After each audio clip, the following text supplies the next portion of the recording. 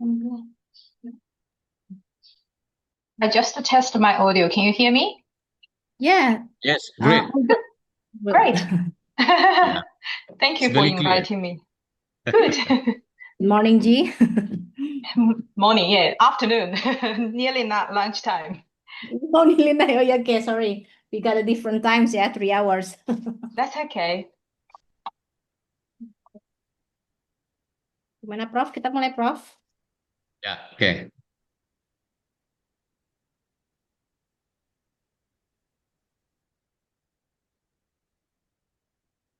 Eh, langsung dibuka apa gimana, Prof?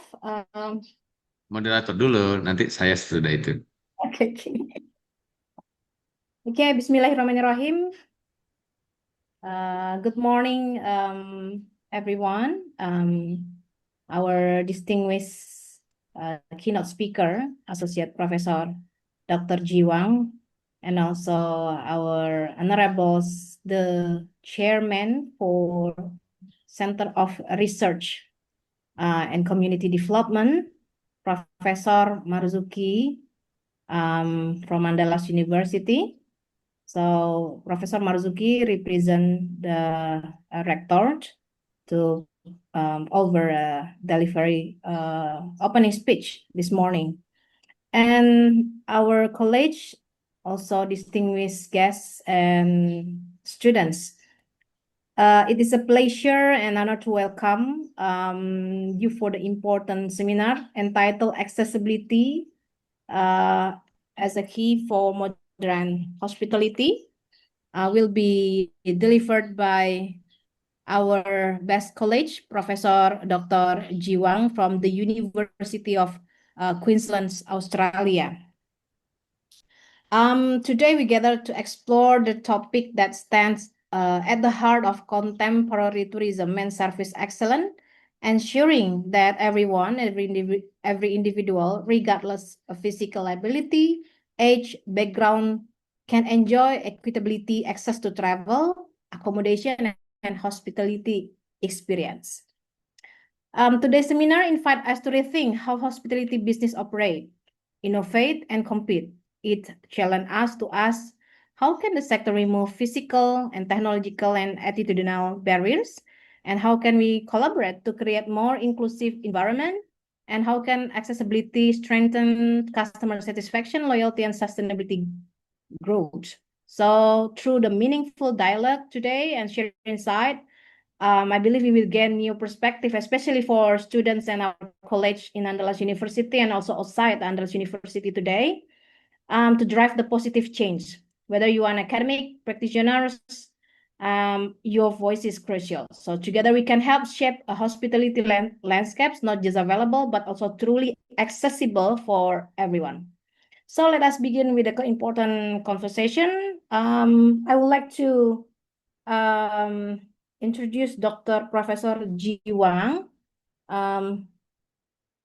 Professor Dr. Jiwang is a staff in the University of Queensland Business School. She has a research interest in tourism, particularly particularly in tourism crisis disaster management. So Dr. Jiwang's start her journey in the University of Queensland since 2012. Her research area is tourism risk management, disaster resilience, social inclusion, and accessibility. Dr. Jiwang awarded her master by research in University of Canberra, Australia, and her bachelor degree in 2003 from Wuhan University, China. Dr. Jiwang also had an experience as a lecturer in Nanjing University of Information Science and Technology, China. She has a very special and very distinguished award and scholarship. I guess there are a lot of scholarship that she had. For example, like the latest one, Excellence in Work, Integrated Learning and Employability, Teaching Award in UQ Business School. In total, see Dr. Jiwang has a research grant for Australian dollar $521 and 216 Australian dollar. So she has a complex and also a lot of research grant which mainly cover tourism risk management, business resilience, digitalization, inclusion and accessibility, and student employability for teaching scholarship. Dr. Jiwang also has more than 45 journal, which is most of them is top tier journal, Q1 in tourism. And she has a lot of publications, university roles. Currently, Dr. Jiwang is the coordinator for doctoral HRD, right, Jiwang? And also, she also has a previous collaboration and current collaboration with Andalas University for research. And also, we had the grant before in 2022 for Australian Indonesia Institute for Australian Indonesia Resilient Business Hub that we created. I think that's all about the Professor Jiwang. I would like to invite Professor Jiwang on the stage. Time is yours, Professor Ji. About my opening speech. Yeah, I'm sorry. Okay.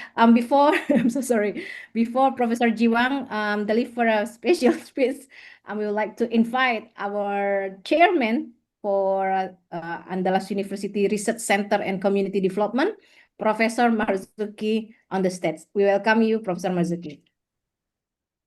Okay, thank you, Bu Sari, and thank you, Dr. Jiwang. Sorry for interrupting because before Dr. Sari invited me to deliver a short opening remark, but it seemed that she forgot to invite me, so therefore I remain. And sorry for that. Assalamualaikum warahmatullahi wabarakatuh, and good morning and good afternoon in Australia, and a warm greeting to everyone here.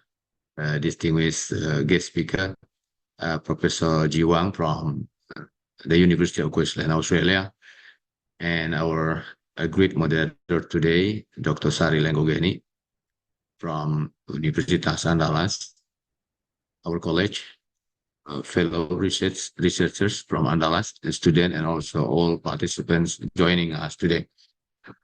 So, on behalf of Universitas Andalas, especially the Institute for Research and Community Engagement, I would like to express my sincere appreciation and gratitude for your presence in this webinar. October 2025 editions attempts accessibility, the key to the modern hospitality success. As explained before by Dr. Sari, this event represents our continuing effort to strengthen international research collaborations and promote a deeper understanding of inclusive design accessibility within the context of modern hospitality and tourism. We believe that accessibility is not merely a matter of physical infrastructure, but reflection of inclusiveness, respect, and innovation that benefit everyone, regardless of ability, age, or even background. So we are honored to have Professor Jiwang as expert who will share her expertise and insights with us today. Her perspective will enrich our understanding of how inclusive design can become a driving force for innovation and excellence in the hospitality industry, ensuring that no one is left behind. At Universitas Andalas, we continuously strive to integrate the values of inclusivity, sustainability, and global collaboration in both research and community engagement initiative.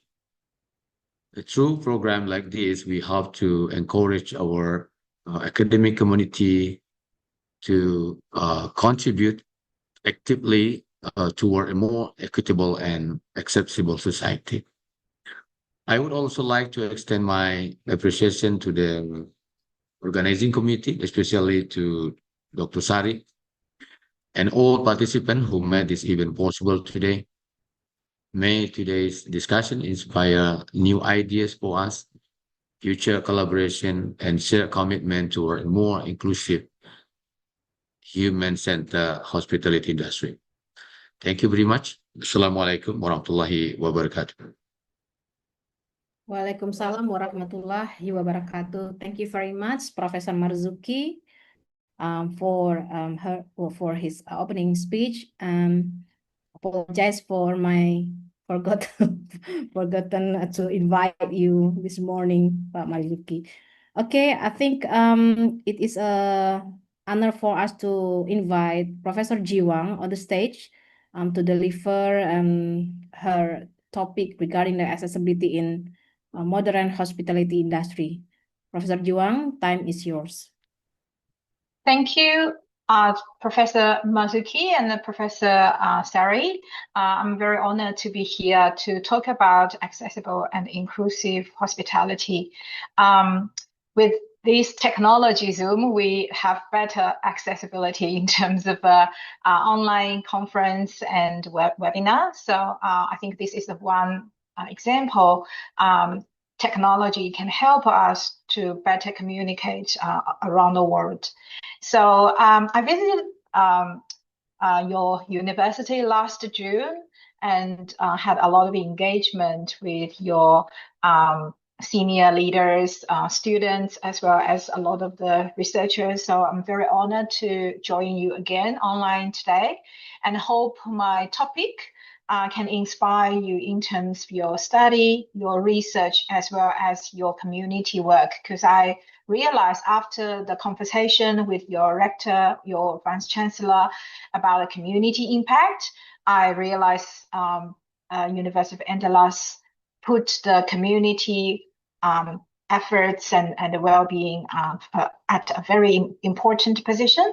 And I'm sure this topic will advance our understanding and will definitely have a very strong social impact.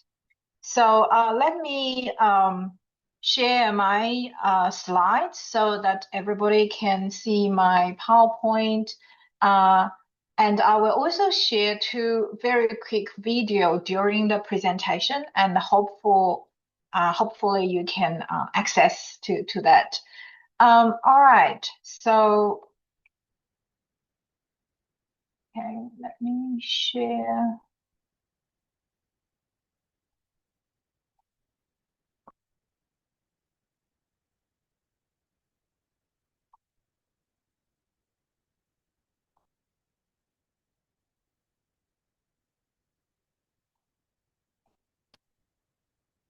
Can you see my slide?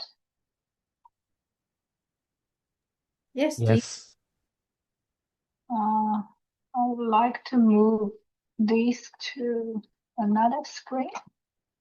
Okay, so you can see my slide, right?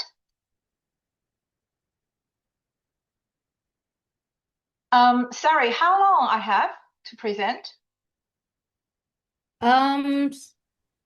20 to 30 minutes. Okay, yep. I just make a note. So let's go through the topic first, and I welcome questions or comments afterwards. First of all, I teach a hospitality operations course every year, usually during semester 2. And this is an award-winning course because every semester I will invite more than 10 industry leaders to join my course. And during this conversation, I usually call it Industry Innovator Forum. The hospitality sector, the accommodation leaders, they will join with our students.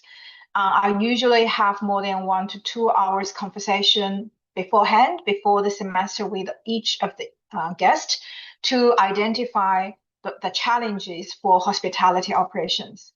And most recently, accessible and inclusiveness become an important challenge for hospitality operations in Australia, because we will welcome international tourists and athletes in 7 years to join our Brisbane 2032 Olympics. And we not only have Olympics, but also have Paralympics, which means we will have athletes with disability, their cares, their family members to join us.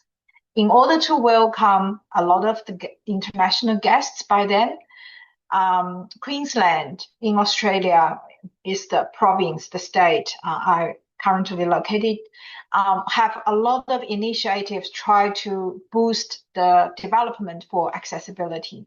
Because if we don't have infrastructure to welcome these people, as well as all the journey coming from the booking, the transport, public transport, from airline to shuttle bus to public transport, the metro, the train, including accommodation, food and beverage, catering, events, as well as tourist attraction.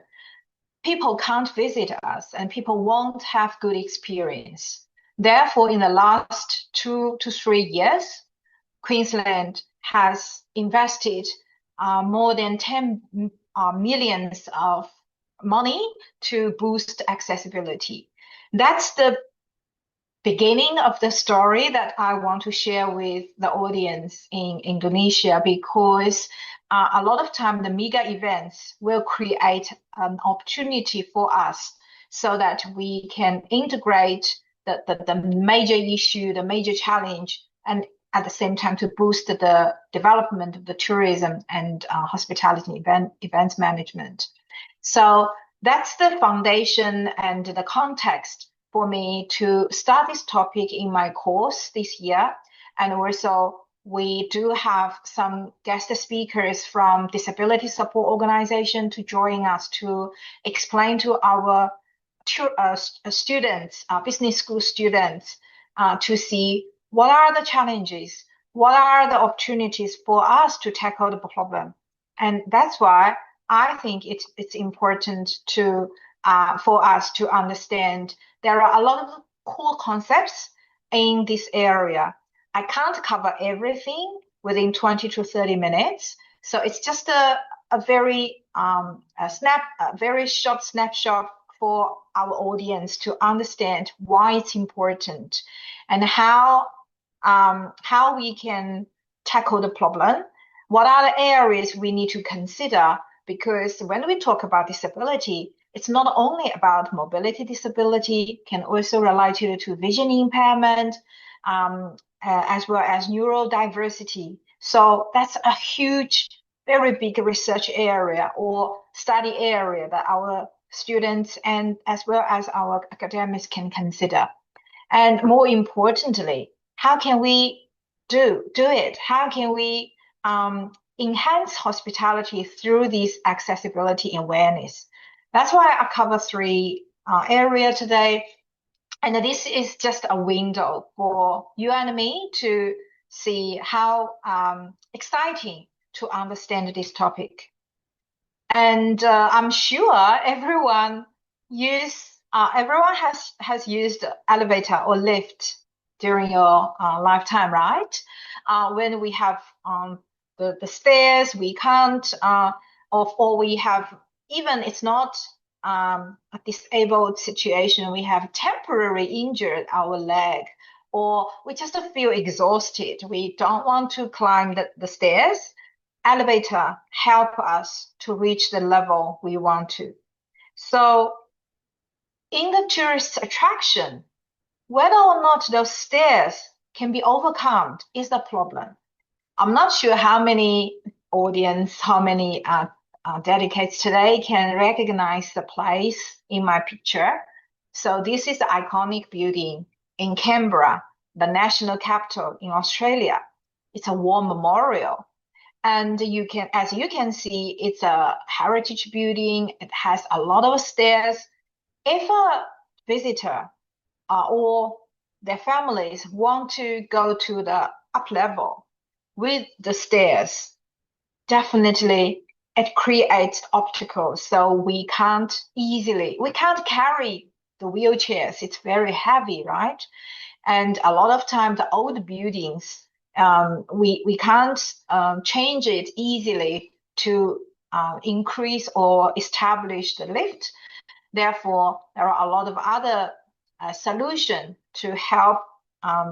In this picture, as you can see, to help a wheelchair user to move from the ground level to the up level, so that the boy can see what happened. And usually they have events and will show lots of appreciation and so on. So families definitely want to visit the place.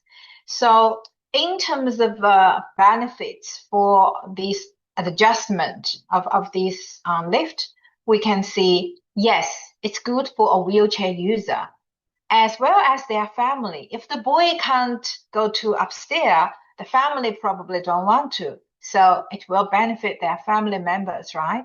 Or it can not only benefit the person with disability, but also an elderly, our grandparents, grandma, very old, can't walk too much, and elevator become easier way for them to enjoy the experience.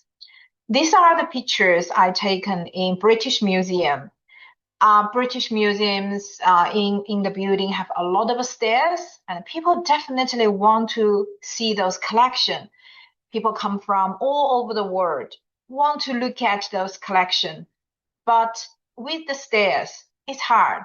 So they set up this type of lift. It's just for those 3 stairs, but it's useful. So I took this photo, just want to let my students know the problem is not the building itself. The problem is whether or not we are aware of the issue and whether or not we want to invest money and time to overcome those challenges.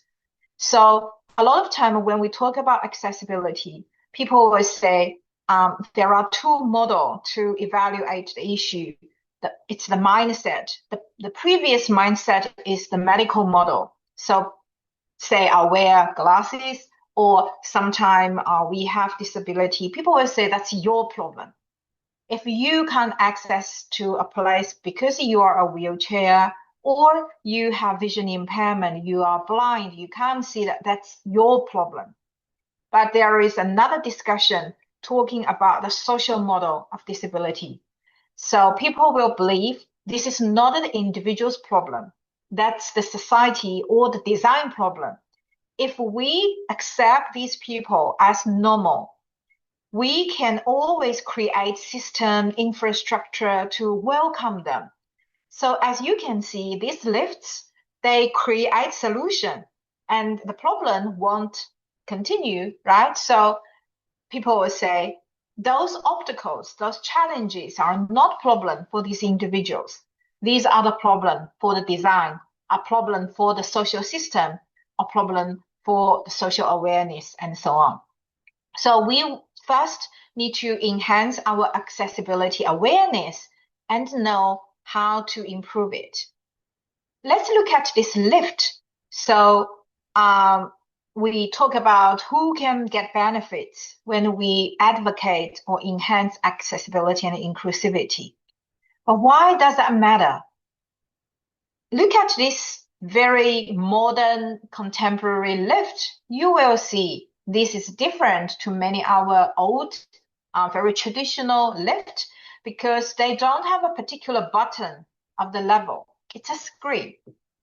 But if this type of very modern, very smart lift has no button you can reach, if you imagine for a person with a vision impairment, or they totally blind, they don't know which button is which level, right? It's really hard for them to identify. And a lot of time for security issue, some of the design of this screen will mess up the number.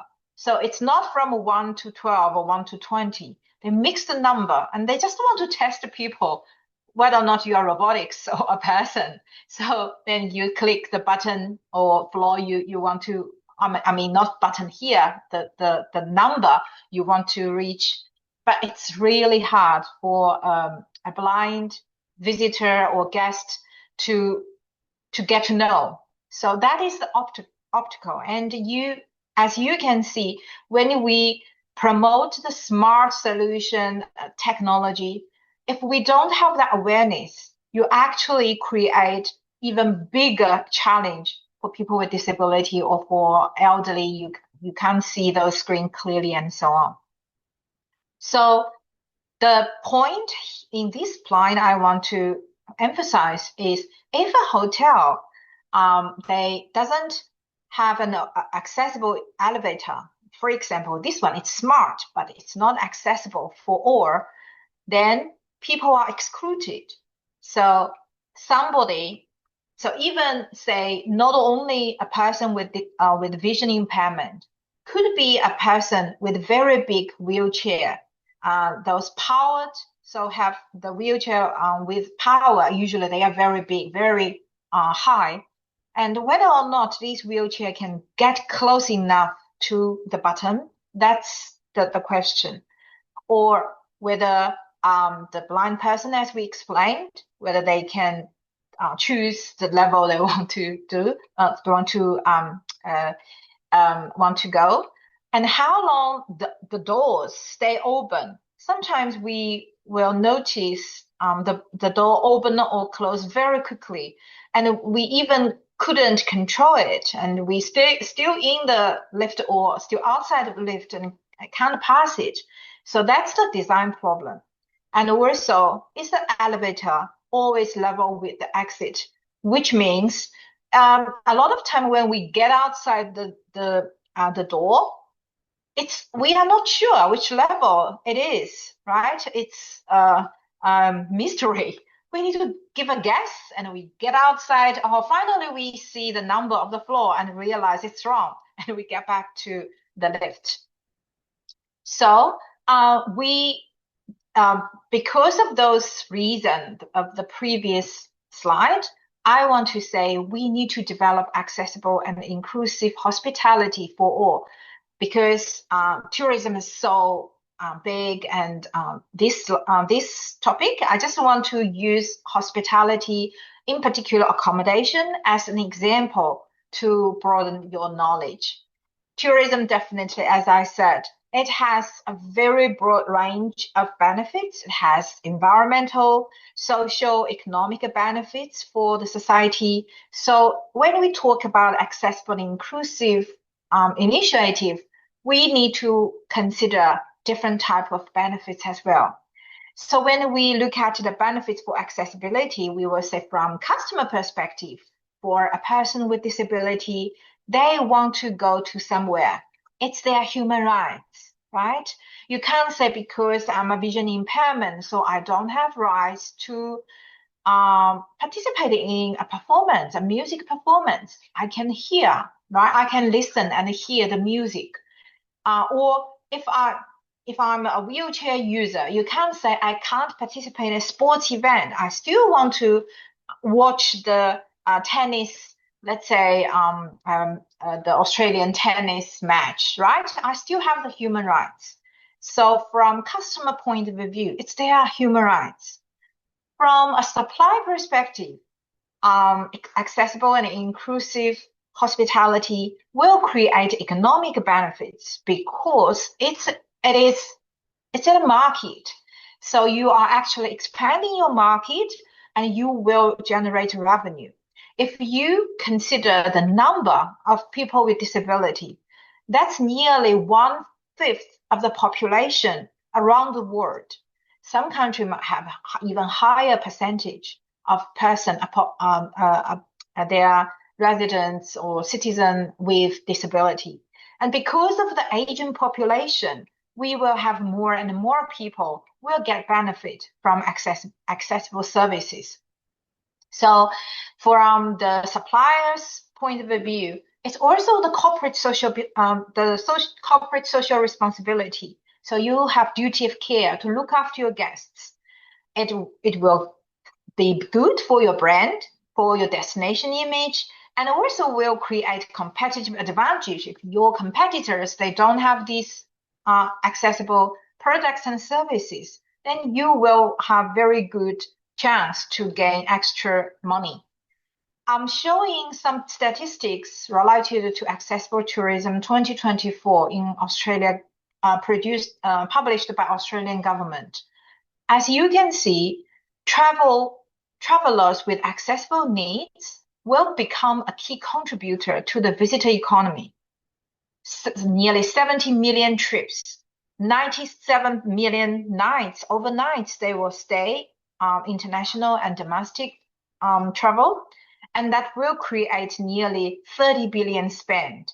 Because a lot of people with disability, when they go outside, they would like to bring their cares, their family members. So it's relatively big in terms of the package, the visit number. There are a few activities they would like to participate. They want to eat out. They want to visit their friends and relatives. They want to go to the beach and sightseeing. So it's quite a very broad and big number.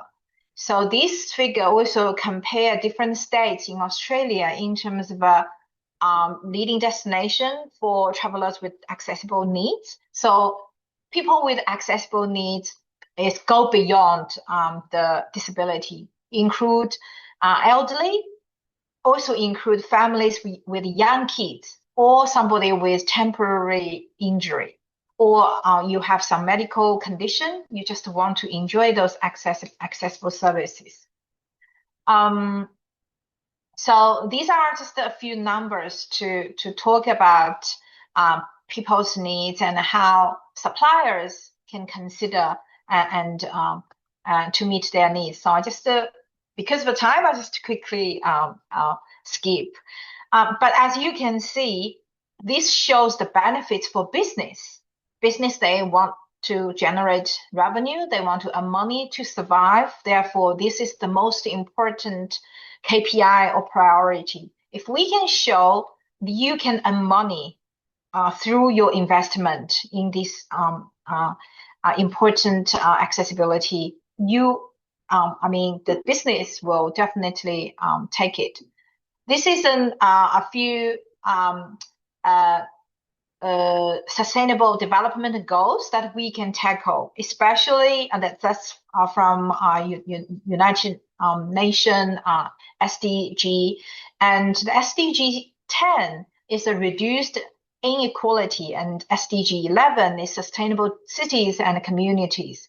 I'm sure a lot of the researchers in the audience, you are doing sustainability, and sustainability is not only about environmental sustainability, it also refers to social and economic sustainability. So doing accessibility will definitely enhance the commitment to the sustainable goal. Let's look at the accessible accommodation. Accommodation is about hotel, service apartment, caravan park, Airbnb, this type of service provider. So they include all sorts of places, place and space within the holiday destination.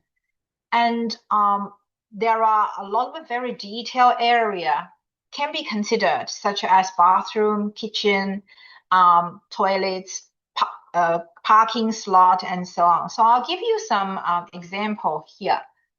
Before I talk about some of more example, I would like to show a video to explain how responsible hospitality can tackle the accessibility. So let me check to see if we can play the video I prepared in advance. Let me know if you can't hear the voice. With newly unveiled refurbished premises, this emblematic and historic hotel on Barcelona's Paseo de Gracia now proudly announces a pioneering project in responsible hospitality. Since its inception, the management and all the staff of the hotel have been strongly committed to this programme and given it full support.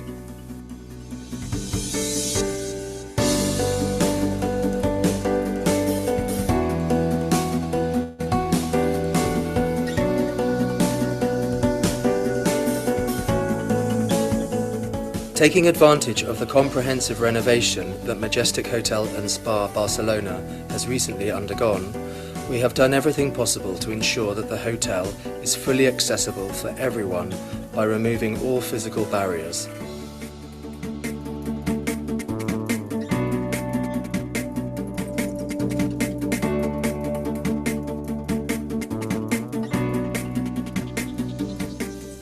We have conscientiously worked on designing and improving an adapted room, which we have called Type A Room, where a variety of automated facilities are easily accessed by remote control.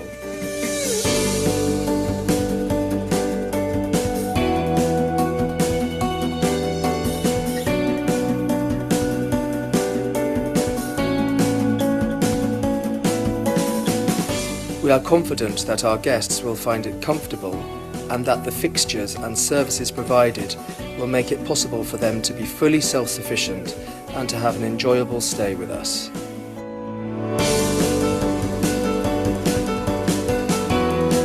We understand that small details can make a great deal of difference for people with special needs.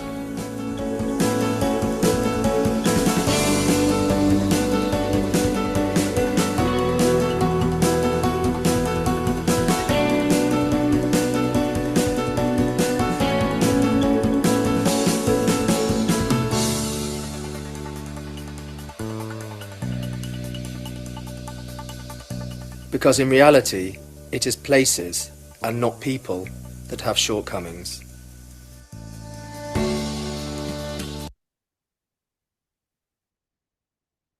As you can see, this hospitality sector or the accommodation provide a lot of very detailed consideration for a person with using wheelchair. So this hotel received a lot of awards for responsible hospitality. This is a very long list for accessible accommodation. Definitely, when we look at that video, we will imagine, wow, that's a lot of investment, actually. It probably won't be applied in West Sumatra or even in Brisbane. It's so expensive, right? But the long way, the journey to reach accessibility doesn't require us to do a very comprehensive system at one time. We can start with a very small step, and step by step, with a long time of investment, with the stakeholders' contribution, with the government support, we can slowly build the accessible community and service provision and products for our guests. So start from a welcoming staff. So your attitudes, right? You welcome these people. You don't treat them differently. They are normal. Start from that. A smile is enough. Then slowly we can build, say, accessible website. So people can look at the website with all the detail about the width of the door, whether there is a lift in the hotel, and whether there is a menu.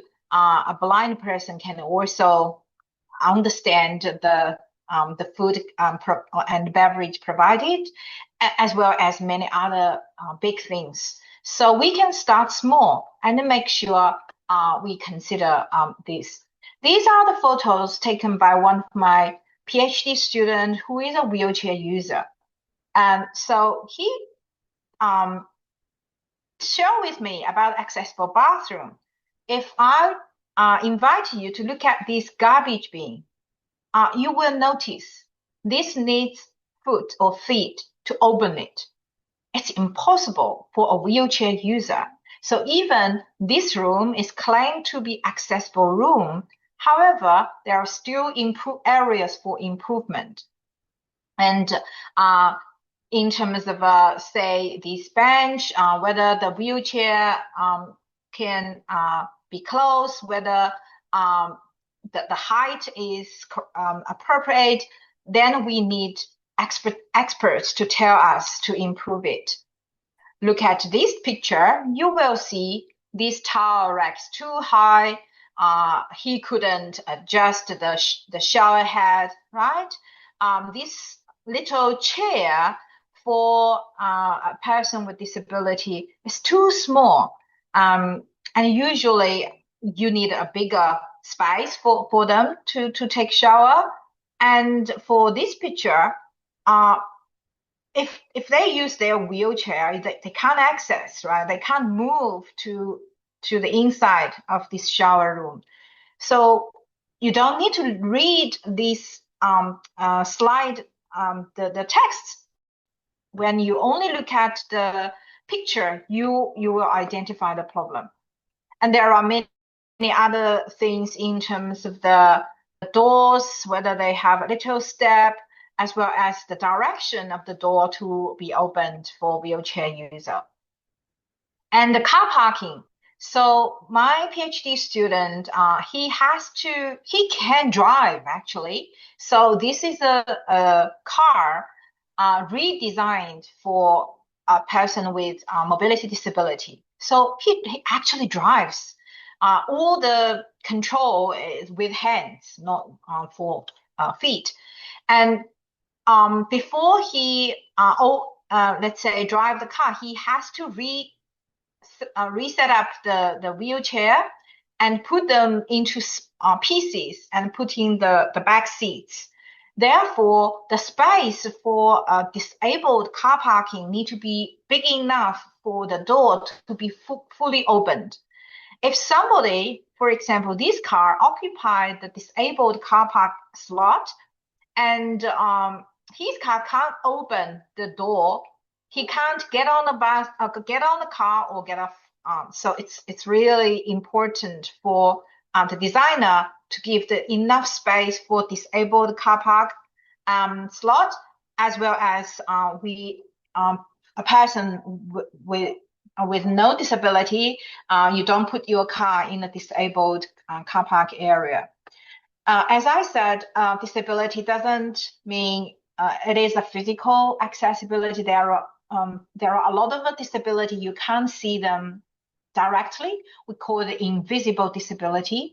So there is some program called Hidden Sunflower Program to help people to identify somebody with invisible disability, or you can support. So you usually have a green lanyard with sunflowers. So if you go to a lot of airports, you will see some of the cabin crew staff member, they wear the lanyard or they have a pin to show the sunflower. So that means they can support invisible disability.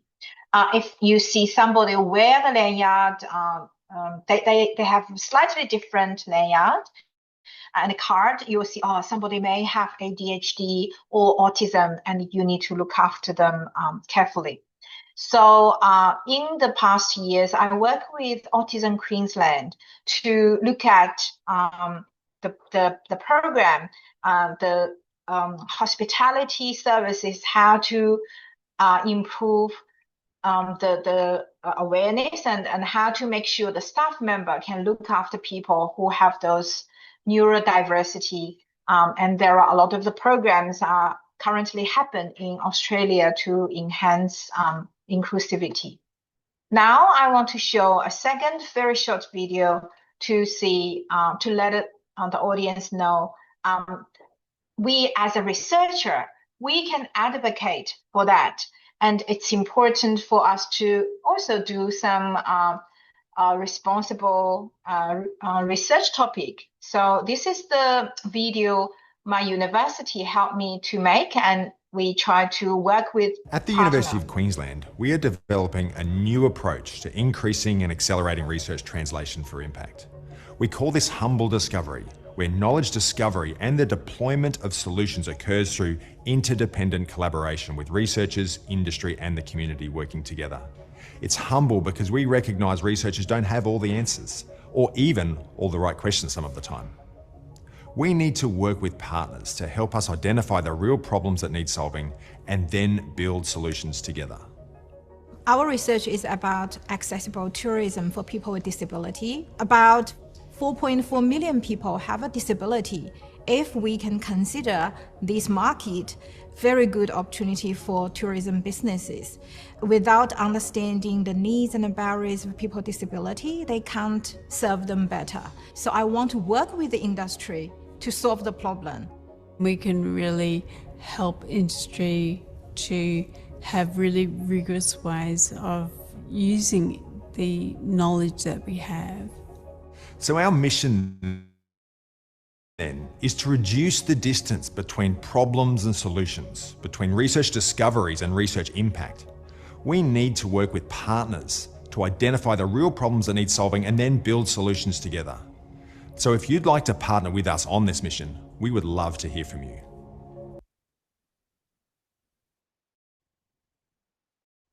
So this is the video actually highlight a researcher need to work with industry partners because we are not the person understand everything. We need expertise from industry for accessibility. We need accessibility expertise for somebody they have a lived experience, or some of the disability support organization, they have access to the community, so then we can talk to the people and understand their needs. And then as a tour operators or hospitality providers, we actually can redesign, or we say co-design with community members and expertise, industry expertise, to enhance our service quality. Another very important thing I want to emphasize is disaster or inclusive disaster management or inclusive risk management. As Sarah mentioned, one of my mainstream of research is risk management. So I actually mentioned this picture when I visited NDLUHS last year. So in 2022, we have a flood. This is our very beautiful campus flooded. And during that time, we noticed people with disability actually, they felt forgotten in emergency planning. And when people are isolated in the apartments, these people with vision impairment, they can't go outside, and a lot of time they can't watch the information, the warning information. They can only hear, but without say power, it's really hard. So even in this context for the disaster management, risk management, if it could be in any urban area or rural area or tourism destination, we need to understand there are a lot of vulnerable groups need our help. But this help or response can't say we open during the disaster. We need preparation. We need planning. Therefore, when I know a lot of the researchers in the audience, you may work in the topics outside of the tourism. That's fine. And I also realized when I visited you guys last year, there are a lot of disaster and crisis management units were planned to be developed in University of NDLUHS. So I would say that's an important initiative. We need to plan ahead. We need to have the awareness of those vulnerable groups, no matter they have disability or they have language barriers for example, international tourists, or they even like migrants or have different culture awareness and so on. We need to consider these vulnerable groups and make sure everyone is inclusive in the management. For the warning system, people with disability will have different accessible needs. sometimes they can't hear, then we need to have vision aids to help them. And there are lots of reports have been published to enhance the disability awareness and support. And for the disaster risk management, a lot of the global non-for-profit organization has started to take a look at the issue. And also there need to be more system or procedure to help people to identify these people, whether they can have a card, whether they want to disclose these things. So a lot of things can be developed for research or teaching purpose. In terms of Queensland practice, in our state, Queensland has developed a disability inclusive disaster risk reduction framework. It's a more holistic way to involve multi-stakeholders to tackle the issue. Not only include people with disability, but also have community and disability support services, local disaster management, government agency, to come together to have a good framework, a short-term to long-term framework to better anticipate the risk, respond to the disaster, and adapt to the post-disaster recovery. As I mentioned, 2032 is the Olympic for us. So in 2023 and 2024, the Queensland government has this initiative to boost the year of accessible tourism, just to let people know we need to welcome this group, and we have a lot of areas for improvement. And I think that's a very good year to raise the awareness.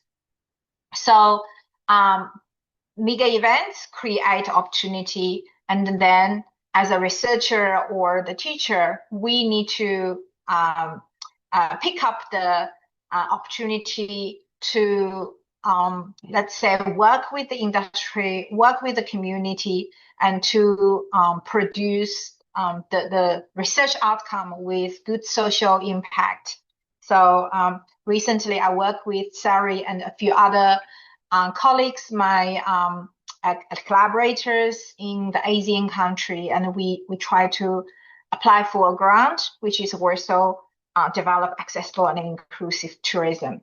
So not only the research domain, but also the policy. We need to influence policymaker to consider the accessibility and to consider how we can improve for these community and vulnerable group to enjoy their daily life as well as their work. So this slide is show I've done some of the evaluation report for a disability support organization, Spinal Life Australia, to understand some of the training that can help tour operators to improve accessible services. But also we need to work with the Olympic Game Committee to try to understand how we can work with the government to enhance it. I think, yes, that's pretty much my my presentation, and I welcome questions or comments from the audience.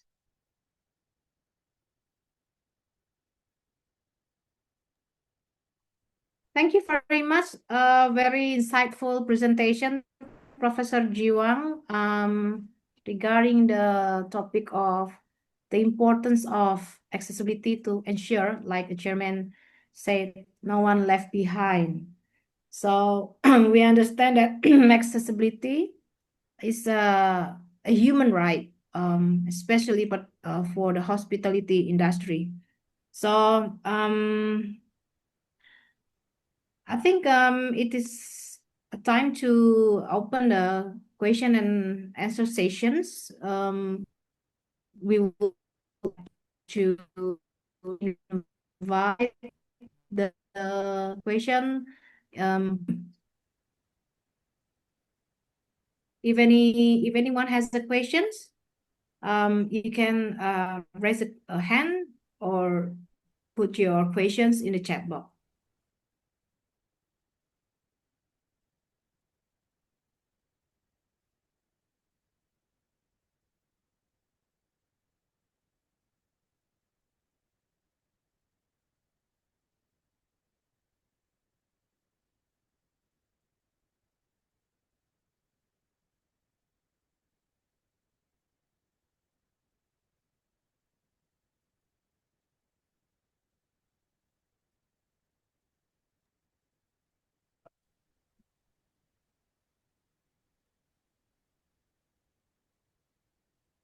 Okay, Berliana Lazuardi, raise a hand. Maybe you can directly ask Professor G for the questions.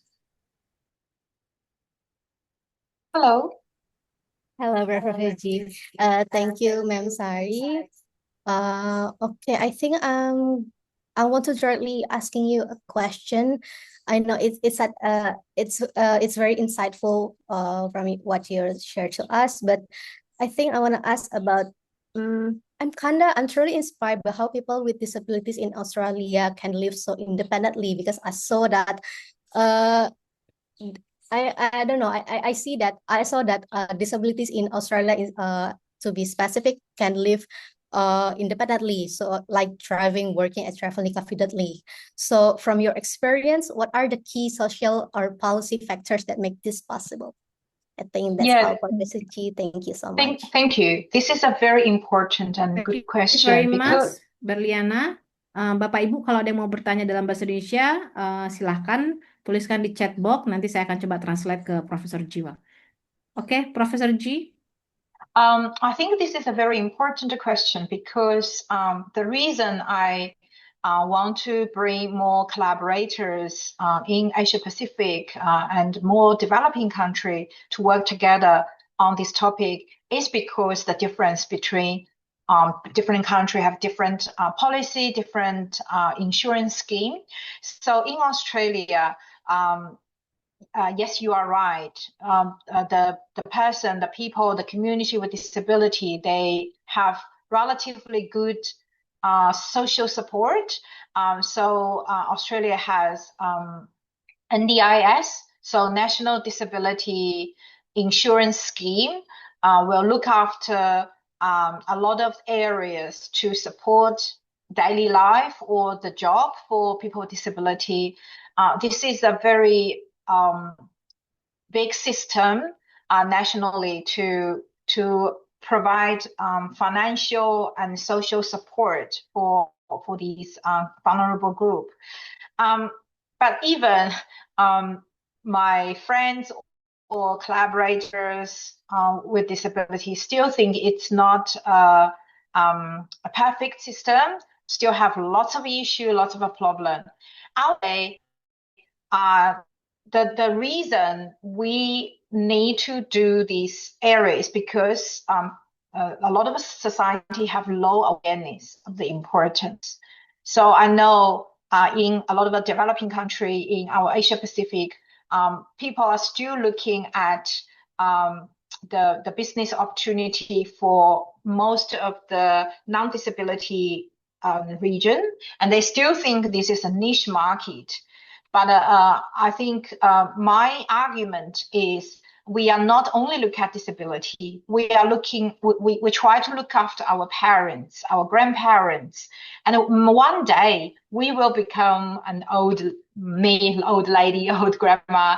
So that's the trend for everyone to consider. And if we will consider the emerging Asian population in Asia Pacific, I would say this will, in 10 or 20 years later, will become a very important topic in terms of the policy making, in terms of infrastructure redevelopment, in terms of consulting or investment. So it's a very broad area. We need policy, we need a government to establish the system. So that's why we need all our researchers to influence your network, your government agent, to first understand there is a need there. Then we can see how we can learn from Australia, or how we can learn other developing country or Asia Pacific countries to develop our own system to look after these needs.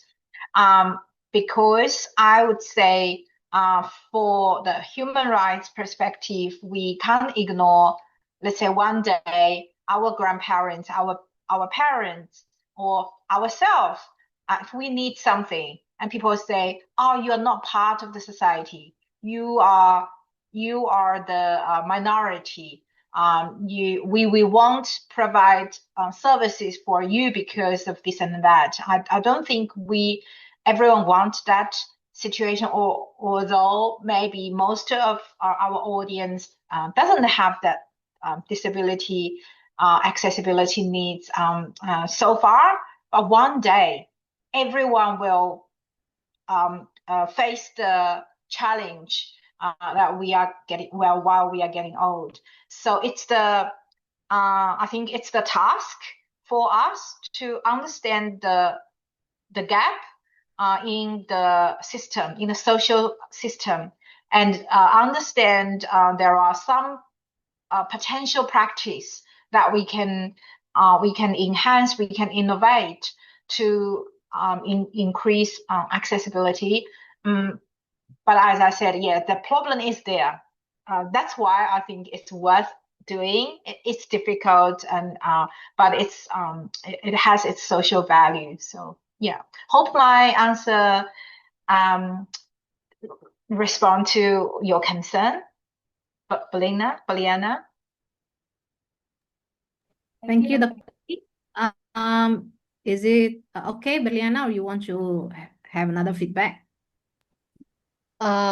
It's pretty clear about the answer. Thank you so much, Professor Jiwang. Thank you.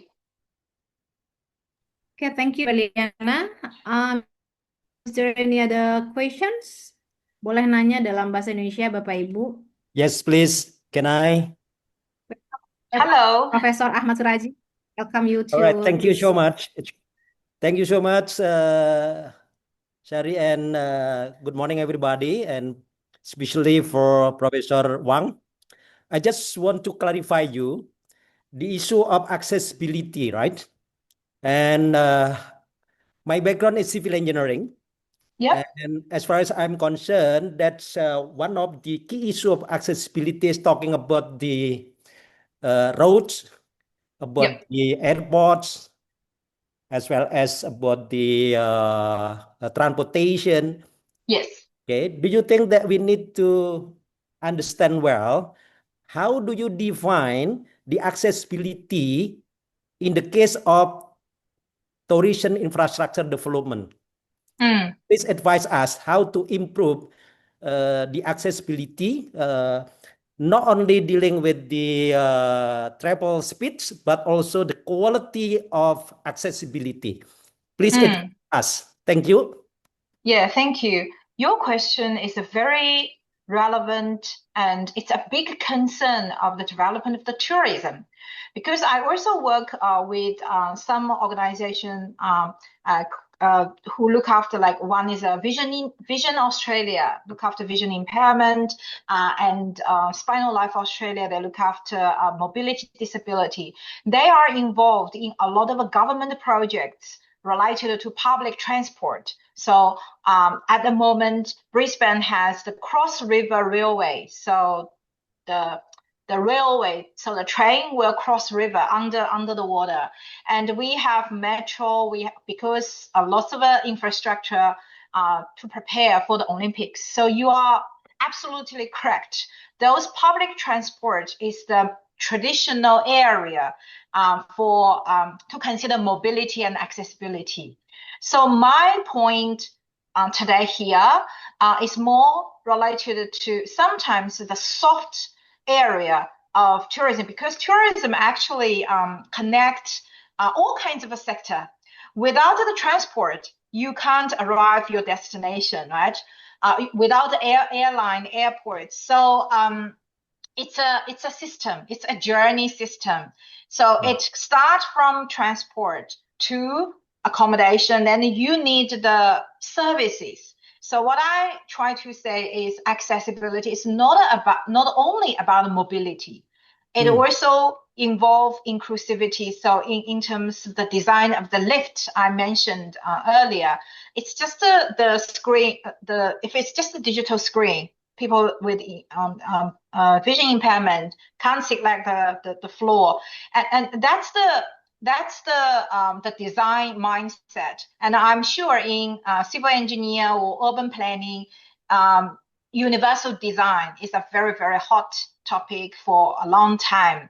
And universal design also need application in the tourism sector. So tourism has a lot of a very fascinating sector. For example, events. So for mega events, for sports events, a lot of time their ticket booking won't allow people with disability to book accessible seat because they have a wheelchair. But in our traditional ticket purchase, they called a ticket box company, the website doesn't have a lot of these functions. Therefore, we need to enhance we call the accessible information in their booking stage. And I'm also working with quite a few of organizations. For example, let's say Booking.com, TripAdvisor. They have a lot of categories of rating systems, say 5-star hotel, 4-star hotel. But none of them at the moment has a very systematic accessible rating. So there are many ratings already, but it's not global recognized.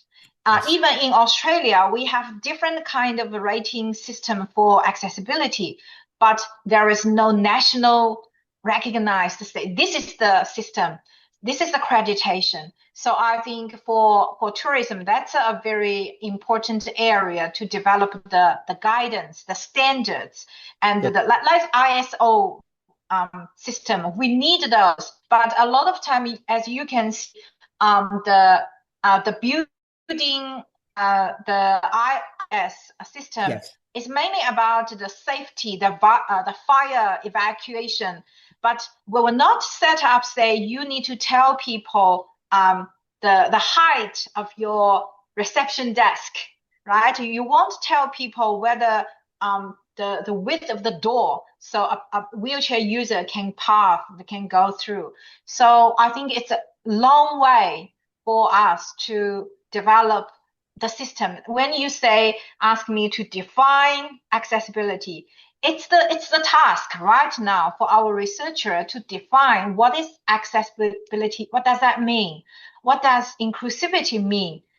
There is no answer right now. There is no agreement in the world. So I'm also working with my collaborators, try to develop these. And also it needs a multidisciplinary collaboration from more engineer perspective. And I also work with people from computer science, big data, to look online information. And we notice what they called the silence of a vulnerable, or silence of a minority. Because people, vulnerable group, usually they lack of access to post their lived experience or the accommodation state experience. So when we look at Booking.com or any of the TripAdvisor online review, we can see a vast difference in terms of people's experience compare disability versus non-disability. So we are trying to do research with computer science to understand in the AI era, how people, how vulnerable groups are even more marginalized, and their voice can't be heard. Therefore, for the responsible AI, you need to lift those voice to let more people know. And in terms of quality is hard to measure. Therefore, I guess your question is actually a very good research question. How we can develop a system, a standard to measure the quality of accessibility? I don't have answer right now. I think that's my task to do in the next couple of years and try to understand how to define it, how to measure it, and how to let the tour operators to follow our system, follow our accreditation, or get some training so that they can provide good services. Thank you. Excellent question. Excellent. Thank you. Sari, can I just make a point here based on Professor Wang respond to my question? Would it be possible for the next years, since the research grant is everywhere, can we propose a research project to develop the standard guideline of the accessibility system development in which just and inclusive accessibility is a must, particularly for Sumatra Barat tourism development? If you agree, then let's Let's do that together. Let's do it together, all right? Between UK. Do you agree, Professor Wang? Yeah, absolutely. So this year I applied 2 big grants, and at the moment we are developing a proposal for ASEAN Australia grant, and I'm connecting with collaborators. So Sari will be the Indonesia regional lead, and I also have collaborator Malaysia, Malaysia, Singapore, and Thailand.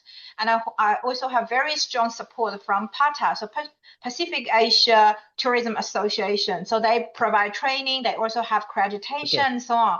So that's why I want to invite more researchers from different disciplines to come, because this is not a problem tourism discipline can solve. It's impossible. We need people from health. So the video I showed from my uni, the lady is from occupational therapy. So she's from health department. I also have collaborator from geography. We are trying to look at the tracking and understand people's experience in outdoor area in terms of their accessible needs. So it needs a multidisciplinary collaboration to solve the problem.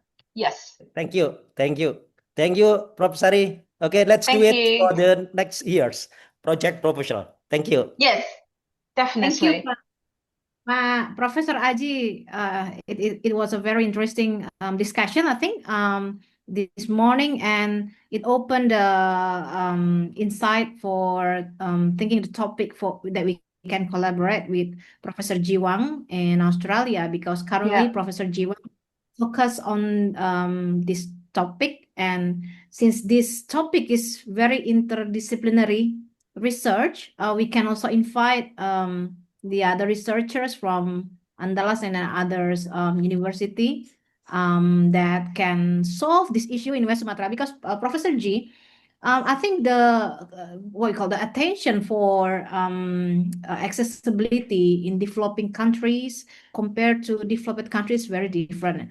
Since that looks like that the accessibility issue in developing countries looks like a forgotten issue. So maybe not giving providing impactful, maybe it looks like that, but I think it's just a very emergent area for let's say Indonesia, or even for China, because my original country is from mainland China, and I realize in the past we will say we say a lot of the industry, they more focused on economic development. But nowadays, with the museum, I think in China, there are more than 6,000 museums. So one of my collaborators in China received funding from UNESCO to investigate accessible museum. And I also see a lot of projects have been emphasized to tackle, because Asian issue is also a very big issue for China as well. And also I think because we had a lot of discussion earlier, say, maybe it's too earlier. It's not mature yet for us to start this area, but I disagree with that. Let's say when people talk too much about environmental sustainability because it's mature. That's okay. However, let's say social sustainability or accessibility, maybe it's the topic just 20 years later, like behind than the environmental sustainability. One day it will become a very hot issue. So the researchers in Atlas or any other researcher have interest, I think it's the right time to start in an area. Not everyone it's like very, very hot. We need to do something. It's important, but not crowdy. So then you can have more, say, outcome. Yes, it might be lonely and it might be very challenging because this issue, you need more time to advocate and let people know the importance. But maybe you are the pioneer in West Sumatra, in Indonesia. As long as you believe it's important, I think that's the starting point. All right, Professor G, thank you very much. I hope this will be a starting point for us, Professor Aji, to thinking about, at least we can have a starting from the research first, and then with the interdisciplinary sector and area to thinking about this niche market, I think, as Professor Jiwang already explained earlier in this morning. Okay, thank you, Professor Aji. He is a senior lecturer in and senior researchers in civil engineering. Okay, I think we got questions from in the chat box from Rahma Aulia Putri. She want to ask about in the context of safety issue in the tourist destination, especially in the nature-based destinations. How is the evacuation procedures that safe for people with disability or tourists with a person with disability that can be applied effectively? Thinking about that disability safety already explained earlier in the morning, which is more inclusive and where every tourist have a right to have a protection and evacuation mechanisms that equal to with the normal people. I think we can collect the question maybe, Jean, then we can answer after that.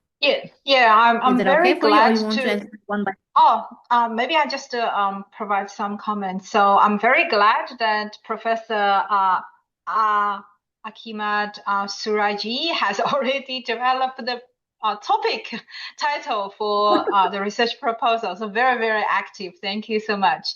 Thank you. Terms of so in terms of the question or comment related to safety, I would say I invited a important guest to my lecture a few weeks ago, and he works for Spinal Life Australia in terms of a government advocacy. So he said he received the United Nations Award for sustainability and accessibility, and he said I think it's 30 or 35 years ago in the Brisbane Convention Centre. So it's a big event and convention centre. There is a case. So it's a legal case happened. So a person with a wheelchair user sued the government, the public sector, that they didn't have lift in a convention center 30, 40 years ago. So that's the first case. John, this is my guest, the industry partner, told me. This is the first case Spinal Life Australia took, and since then, every case, the suit, that legal case, developed by people with disability regarding the ignorance or the neglect of public sector to provide accessibility, they're always successful. They always win, because the government need to pay money to fix those problems. But these problems are real problems. So that's why John mentioned to me, in order to reduce the punishment, the payment for the local government, they have in Australia have 3 tiers of government: national, state level, and a local government. Local government means some of the city council. So in order to reduce the punishment payment, they need to enhance accessibility, because every case the person with disability, they will win. So it's the human rights. It applied in any disability act. So that's why improve accessibility means the safety control, safety insurance, safety and compliance from civil engineers' point of view. So it's a must do. If people identify the gap and they sue the government need to pay money. So that's why I think that's another angle to show we need to work with local government or a policymaker to let them know they need to work with us to improve it. Otherwise, they need to pay money to cover, like get injury recover and so on. Yeah. So safety, risk reduction are highly connected with accessibility. All right, Professor G, thank you very much answering the question from Aul. Any other question? I saw Sari, Yulia Rahmatsari. You Yes, have a master. Hello, Yulia. Hello, thank you, ma'am. Thank you, ma'am Sari. Hello, Professor Ji Wang. Firstly, I would say thank you so much for the amazing explanations for the presentation. I would like to ask about the sectors.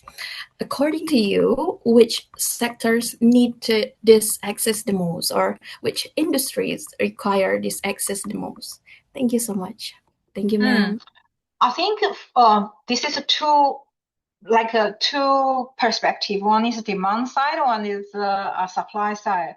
For the demand side, I think I cover the community or the group who are with a disability, who have elderly, so aging population, as well as young family, or a family with young kids. They push the pram, those kinds of need these needs. So if we look first understand this demand side, then backwards, we can know which are the sector need to consider. So I think every sector, even education, university. So my colleagues and I, we just win a teaching innovation grant for next 2 years. It's about neurodiversity consideration for teaching innovation. So in the past, we usually develop a very standard teaching materials or teaching style in the class without acknowledge students have very different needs and very different circumstances. So University of Queensland actually is a pioneer of the disability community because we have some champion. We have one champion from law school who is a blind person, always with his guide dog, and he is a professor. He is a very famous professor in disability legal aspect, and is a Harvard fellow scholar, and work with a lot of global organization to enhance disability support. So he's established a disability research laboratory. It's an interdisciplinary laboratory, involve every discipline in University of Queensland to come together. So we actually have a lot of a seed fund related to disability related research, and some of the some of the topics are related to education, some related to service design, some related to event communication. And one of my colleagues and I, we are discussed to develop a topic for better communication for events. In the events, let's say, if a person with hearing problem, or they are nonverbal, using nonverbal communication, how you communicate to them in terms of the performance, in terms of that. So I think can be everywhere, all the sector, all the supplier. If we can think this is a niche, not niche, but it's a competitive advantage, and are willing to invest small step every time, I think every sector needs that. It's just a very big gap in the offering, in the service, and a lot of time people just don't tell you their needs, right? So customers, they are silent, or they just don't bother to tell you or complain to you. But if we are quite open, we welcome their needs, and we will know actually more service innovation can be done, and more engineer innovation can be created. Not only the hospitality I covered today, but also in the outdoor area, national parks. How can we provide multi-sensory experience for people with different needs? I work with a botanic garden and a national park in Australia. So apart from the environmental sustainability project, now more and more organizations are looking at inclusive initiative. And I, together with my collaborator who are wheelchair user, we went to a botanic garden, and that's lots of flowers and plants. And the volunteer who guided us say they actually have some activity in the organization to welcome different designs. So for a botanic garden, you don't need to only have sightseeing. Oh, look at the beautiful flower. You can smell it. You can touch it, right? You can also see. Last time I visited the stingless bee. So in botanic garden, Mankutha, in Brisbane, also have stingless bee. So you need to let people have a multi-sensory experience when they are in a place. And that is also an important practice of inclusivity. So people using different language, let's say we have different religion, we have different cultural belief, whether or not we can accept that and then design the service based on people's needs and become more welcoming. I think it's everywhere. So it's a good question, but my point is for the researchers or students, if we can keep our mind open and talk to different people, talk to customers, talk to community members, we actually can notice a lot of opportunities to enhance our research, teaching, policy making, and so on. Yes, thank you for your question. Thank you, Dr. G. Is it enough, Yulia Rahmasari? Yeah, thank you so much, Professor Jiwang, for the explanation. Thank you, Ma'am Sari. Thank you. Thank you. Okay, any other question? I saw Vicky from Master Student raised a hand a couple minutes ago. Vicky? Okay, ma'am. Hello. Hello, Professor Wang. Hello, Vicky. Yeah. Good day, ma'am. Good day, Professor, and good day for everyone. In this time, I just want to ask a simple question question about the disability facilities, especially in hotel. As you know that we live in the developed country as fast as my experience stay in a standard hotel or the luxury hotel.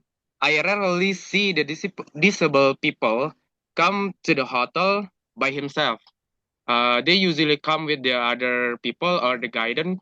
And I just want to know, what do you think about the priority of inclusive design for disabled people? Because I as you know, the disabled people come by other people and rarely come by themselves. Is it necessary to I mean apakah Yeah. apakah penting gitu, Mem? Apakah penting prioritas ataupun fasilitas disabel di Indonesia? Karena saya sendiri jarang melihat orang disabel datang dengan sendirinya gitu. Pasti ada pendampingnya gitu. Yeah. Okay. I'm sorry. Vicky, very great question. I think since probably the conditions in Indonesia and Australia a bit different. Vicky asked about the dependent and independency of the people with disability. Usually in the developing country like Indonesia, Vicky saw a lot of person with disability invite or ask a companionship from their circle or from their family to help them to do or to visit hotel and doing the activities. So Vicky want to raise this question, which is how important. Proteinnya yaitu 20%. Selanjutnya energi metabolisnya pada periode Okay. How important this issue comparing with the Indonesian and also Australian situation regarding this dependency or companionship, Professor Wang? Thank you, Vicky. Actually, this is a very important question, and I'm happy that you asked this question. So this is actually a concern by not only say developing country, but a lot of tour operators in Australia. They also have that concern. Yes, I put money to, let's say, provide some accessible infrastructure, but where I can see those disability group, I didn't welcome anyone. Then do I need to continue or not? So this is a very typical question. And my answer is, so that's two sides. One side is if we don't offer accessible services, then disability won't come. The people with disability, they won't come, they won't ask. So you need to let people know, I have ramp, I have lift, I have a particular accessible services. Then people start to look at your profile. And that also another direction is the information accessibility. People can't see you, can't see your website. They don't know. Therefore, it's hard for people to access to you.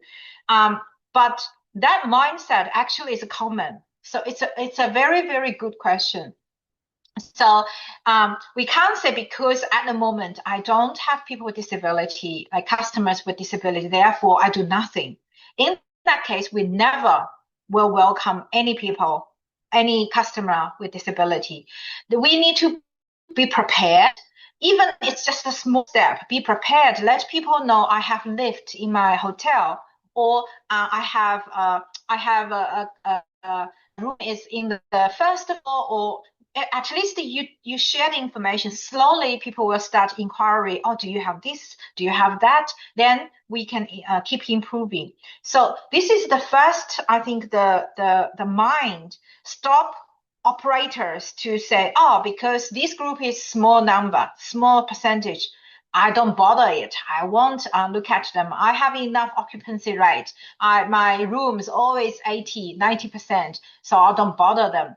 But you never know if COVID will come again, right? You never know if another economic, let's say, financial crisis will happen. So we, for us, need to develop our competitive advantage for our business.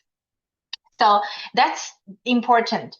In terms of let's provide small efforts first, do something first to slowly build the accessibility, so people will start looking at this and come. The second one, I think more important here, you discuss the difference in terms of independent traveler. So definitely Australia has more independent traveler who are with disability. So my story here, or my advocacy here, is we don't only serve people with disability.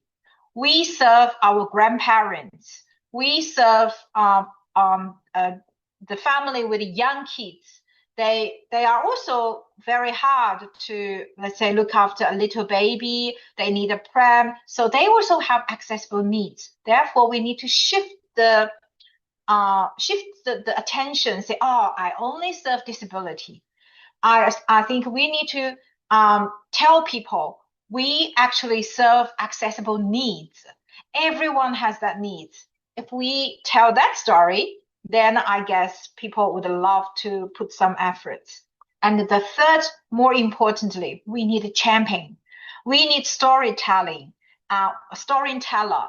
So we need to explore those keen tourists would love to share their experience, no matter it's bad or positive travel experience. We need to work with these people who have traveled independently a lot and tell them, I'm brave enough. Like if I'm a wheelchair user, I'm brave enough to climb the mountain, or I'm brave enough to swim in the Great Barrier Reef. That's why in Cairns, the popular destination in Queensland, Australia, have a lot of a very interesting small business. They create the travel services for people with disability to dive in the ocean. So if we can imagine some people can do it, I guess that's broadened the opportunity. That's why I'm working with Sari right now. We try to develop for the grant. We try to identify those influencer, online influencer, champion, or the storyteller. Let them to tell people they can do it. And my PhD student who are wheelchair user, the topic for him is disability-led entrepreneur. Because employment is so hard for people with disability. They can't attract investors' money, and they can't look like the percentage success rate of employment for people with disability is much lower than non-disability. However, there are some important consulting report find out people with disability actually have their unique ability as well. They can identify some of the areas for innovation. Look at the iPhone, the app, the iPhone. The development, the first development of the iPhone is start with the disability needs. So if we look at those area for innovation, my PhD student he identified that even for the social entrepreneur, we can't only focus on their social impact. They have their economic impact as well. And we need to identify those people with disability. They are the very good entrepreneur. They open very good business. If we can identify those people, share their story, and we actually realize it's a big cohort, it's a big market, I think we then can change the first closed mindset, say, oh, the percentage is slow, they won't come. Am I answer your question clearly? Crystal clear, Prof. Thank you so much. I got a point. Thank you. Thank you, Vicky. Thank you, Prof. Jiwang and Vicky, for the questions. I also would like to welcoming Professor Desi Kurniasari. Hello, Daisy.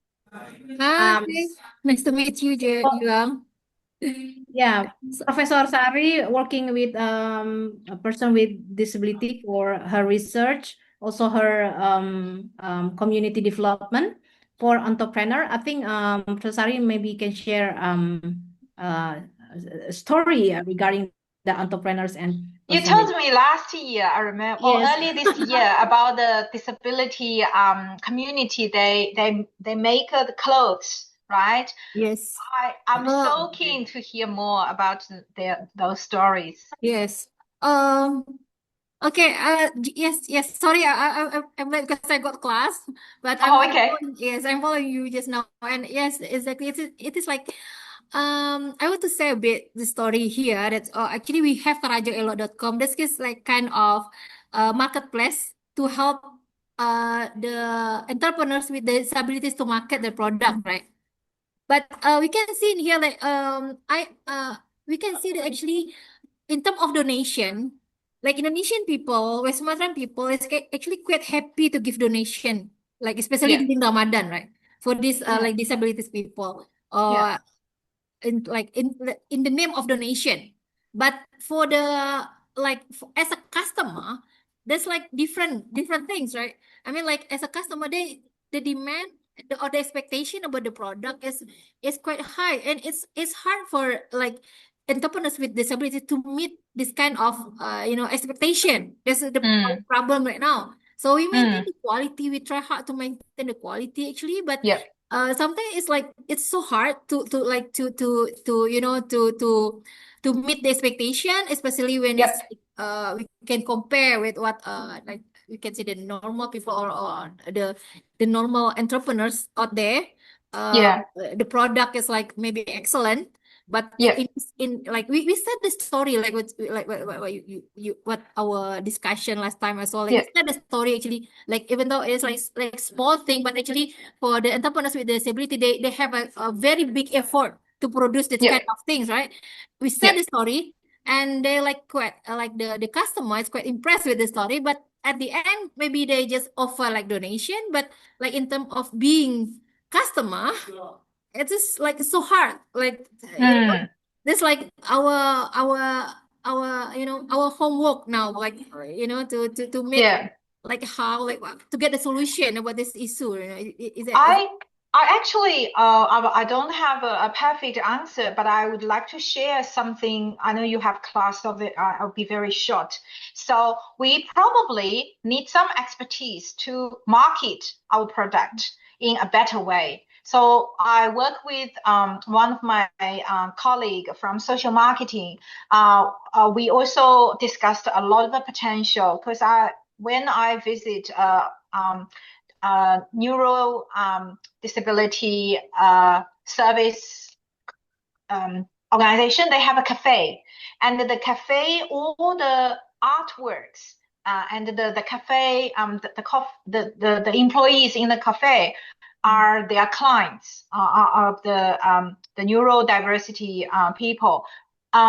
So they have their Facebook site. They have the little card to tell the story who made that product and the circumstance of like health condition of that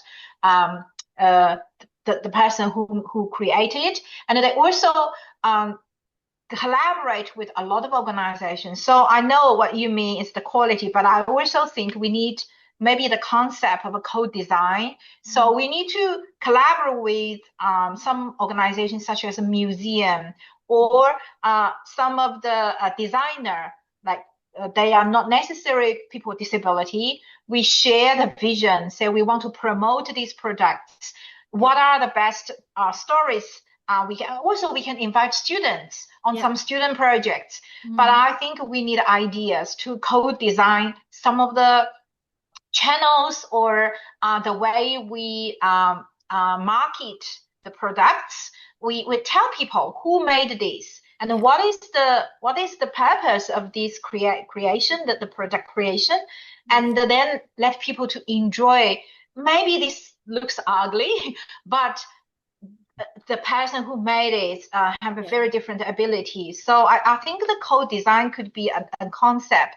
We need to work with artists, with museums. So the art collection made by those neurodiversity clients who somebody can't talk at all, who have a very serious brain injury. But there is a little museum in Brisbane work with that disability support organization to showcase the collection and to tell people how wonderful. And a lot of times, some of the neurodiversity people are very good at arts and painting and so on. So we need to, I guess that's why I think we need a championship. We need a very creative storytelling. Yes. Yeah, working with different stakeholders to help us. But this is very hard. I totally understand with the increased living cost and the low budget from government support. Yeah. I think we can only think the innovative way to promote. But as long as we believe this is a very important area, we can always find solution. So work with your students, the students with from civil engineer or design discipline, and ask them what is the best way to promote the project created by people with disability. Okay. Thank you so much, Jiwang. That's very Thank you, Daisy. yeah. Let's have another chat our another next- time. Yeah, thank you. Thank you, Prof. Sari. Thank you, Prof. Chichi and Prof. Wang for the insightful and also sharing the story. I saw maybe last question from Bima Sakti on the screen. Bima Sakti. Yes, thank you, ma'am, and Prof. Jiwang. Hello. I do not can on cam because I travel, and my question is how can city branding affect of the success of industry in the modern area? Because in Sumatra Barat, West Sumatra have to the city of Brandang in the Payakumbuh city. How about this is my statement, ma'am? Thank you. Sari, can you explain a little bit for me? I need Yeah. to digest the information. Okay, probably Bima asking you a little bit not in the context of disability. He asking about the city branding and the image for a city branding in terms of intention for people to visit. I think also we can relate it with the city branding, and if the concerns of accessibility, a person with disability, tourists, we I will got it. yeah, Okay. how it's impacted to the city image. Yeah, so great question, Bima. I think that's why I bring Brisbane 2032 Olympics in this context, because the Olympic organizing committee, they claim a few keywords related to the destination branding, and they want to claim 2032 Olympics will be one of the most accessible Olympic in history. So this I definitely think is connected to the destination image or city branding, because there are so much tracking keywords that you can use, but we also need to pick up some of the key terms that people will believe it has social value and they can follow. So that's why a few years ago when Brisbane, the Queensland government, they bid for the Olympic, they have a few keywords, and accessibility is one of the most important elements they want to work for and put that as the aim. So let's say when the global attention is on Olympics, when a destination try very hard to enhance accessibility, it will create the value, the brand value of that city or of that even the country So let's say look at Japan as an example. One of my research interviewee participant who is a blind person, he shared with me a few perspectives. He visited more than 14 countries. I never visited 14 countries.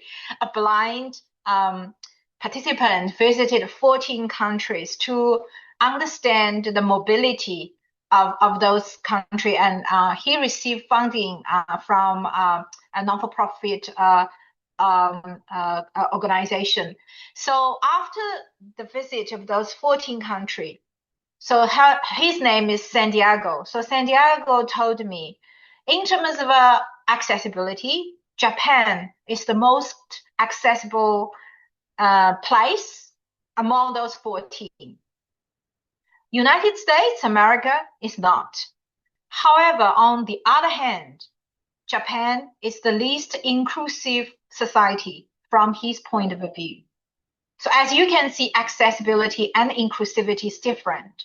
So he said he can, as a blind person with guided dog or sometimes without a dog, he found Japan is relatively easy to reach out to different places, the train, and very, very, very accessible. In terms of infrastructure, even United States doesn't offer those accessibility. However, from the social awareness, from people's attitudes toward disability, or from the policy, the legal standards, he felt United States have a more inclusive policy and legal regulation better than Japan. I'm not sure what happened now in different countries, but that's what he observed a few years ago when he visited 14 countries. So that's the branding. Okay, so that also is the image, destination image, when people visit a place. When a person, he also tell me, I want to share with the audience. He said he went to a museum in Spain, and the museum usually want people to touch the collection, right? It's a very prestigious. It's very hard. We only look at it, but he is a blind person. So he asked the staff member, how can I enjoy my experience here in this museum? Most of the museum will say, no, you just do whatever we allowed. But the museum in that city, the staff member show the yes approach. So the staff member said, because you are a special guest, you can't see the collection, I'll let you to touch the collection under my guidance, or maybe wear the glove, but you can touch it. No other customers can touch it. Only you can touch it. At that moment, Santiago said that is the most memorable experience he can have in museum. A lot of other museum, he can hear something, but he can't see, and he will let somebody to explain to him. But only in that museum, in that moment, the staff member offer the option for him to touch the collection, and he really appreciates that. So that's the image. He will share the story all the time, and I also help him to share the story, right? I don't know the name of the museum. If I know, that's a branding, right? That's why I said we need champion. We need people who have experience, no matter it's bad or good, to share with us, and we promote those stories to let the company, let the museum, or let the destination or the city who have done a good job, let them to attract more attention, invite more customers, or let somebody who did very bad, not welcoming at all, to share the story. So none or less tourists will visit them. So we need to share the story. Honest story, objective story, and to let people to get benefits from their investment in accessibility. So Bima, am I answer your question clearly. So definitely it's part of the image and it's part of the creation of a branding. So that's why I said it's competitive advantage. If we can see it's tangible, but one day it will become it's intangible first, but it will become tangible in terms of more a better reputation and so on. Okay, Prof. Jiwa, full explanations and well explained on the BIMA questions. I think we already ran the session for 2 hours. And I would like to conclude that the accessibility area in the where the travel is becoming more diverse and interconnected, accessibility is no longer optional, it's essentials because it reflects fashion, sustainability at the core of especially hospitality industry. So when we open our doors to all, we elevate our standards and reach our communities and build hospitality environment where everyone feels welcome. It's like story. So it seems like I feel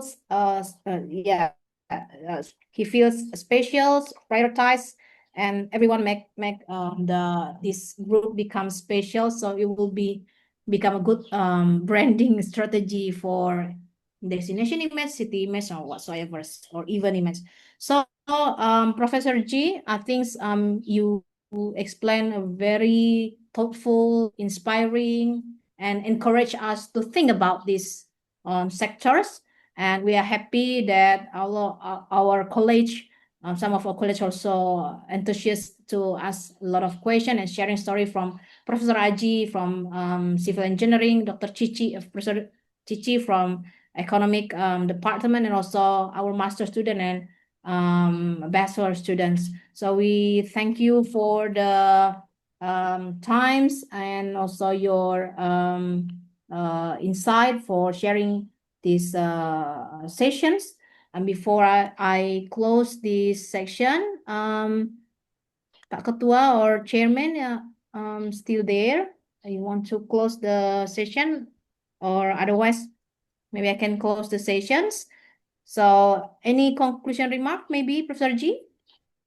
Ask them to fill in the form. I noticed in the chat you put the form link. So audience, if you have any feedback or comments, maybe spend a few minutes to share. That's I think the way we do research or many other things. We need to collect feedback. We need to understand what people think. So maybe spend 2 minutes to record what you are currently thinking. It's beneficial not for yourself, but also for the organizing committee, Sari and Mazuki and many other colleagues. So thank you very much for having me here, and I look forward to more collaboration and discussion with the people from Andalas. Yeah. Before we close the session, maybe we can take a picture together. So everyone maybe can put the camera on.